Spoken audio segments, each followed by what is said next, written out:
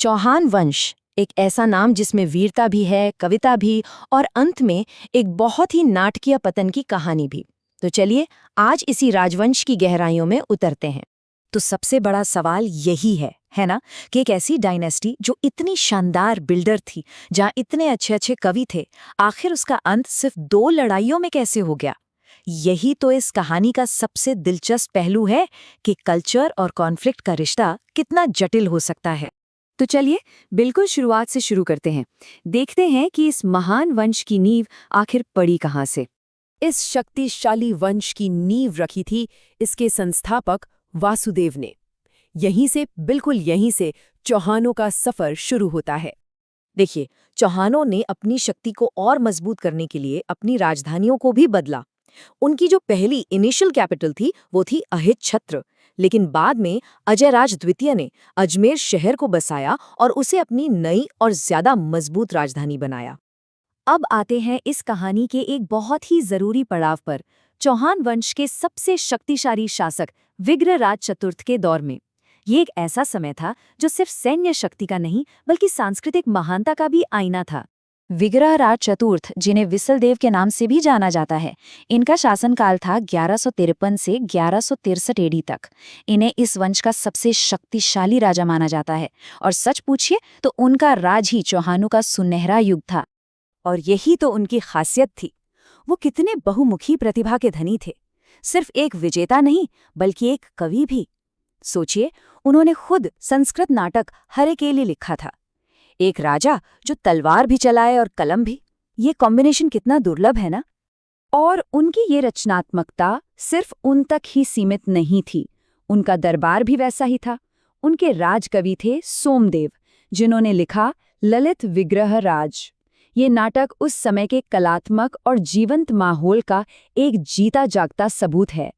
लेकिन विग्रहराज चतुर्थ की विरासत सिर्फ कविताओं और नाटकों में नहीं है। उन्होंने कुछ ऐसा बनाया जो आज भी मौजूद है। तो चलिए अब उनके इस योगदान पर ध्यान देते हैं। तो ये सारी जानकारी आती कहाँ से है? ये आती है उस वक्त के शिलालेखों और ग्रंथों से। इतिहासकार इन्हीं टुकड़ों को एक साथ जोड़कर इस पूरी अविश्वसनीय कहानी को हमारे सामने लाते हैं। इसका एक बेहतरीन उदाहरण है ये इमारत। विग्रहराज चतुर्थ ने शुरुआत में इसे एक स्कूल के तौर पर बनवाया था, लेकिन बाद में यही जगह 2.5 दिन का झोपड़ा मस्जिद बन गई। एक ही इमारत, लेकिन उसमें इतिहास की कितनी सारी परतें हैं। ये दिखाता है कि कैसे वक्त के साथ एक ही जगह पर अलग अलग संस्कृतियां अपनी छाप छोड़ जाती हैं। अब हम आगे बढ़ते हैं और आते हैं चौहान वंश के आखिरी और शायद सबसे मशहूर शासक पर, पृथ्वीराज तृतीय। पृथ्वीराज तृतीय, चौहान वंश के आखिरी शासक। एक ऐसा नाम जो बहादुरी और त्रासदी दोनों का ही पर्याय बन चुका है। उनके राज में भी कला और वास्तुकला का सिलसिला रुका नहीं। उनके दरबारी कवि चंद बरदाई ने लिखा मशहूर महाकाव्य पृथ्वीराज रासो। और यही नहीं, उन्होंने रणथंभौर के जैन मंदिर का शिखर यानी सबसे ऊपरी हिस्सा भी बनवाया। मतलब आखिरी वक्त तक इस वंश की सांस्कृतिक विरासत जिंदा थी। और अब आते हैं कहानी के उस मोड़ पर जिसने सब कुछ, बिल्कुल सब कुछ बदल दिया। वो 2 निर्णायक लड़ाइयां जिन्होंने इस महान वंश का भविष्य तय कर दिया। सोचिए, सिर्फ 2 साल के अंदर 2 लड़ाइयां, और उन 2 लड़ाइयों ने चौहान वंश की किस्मत हमेशा के लिए बदल दी।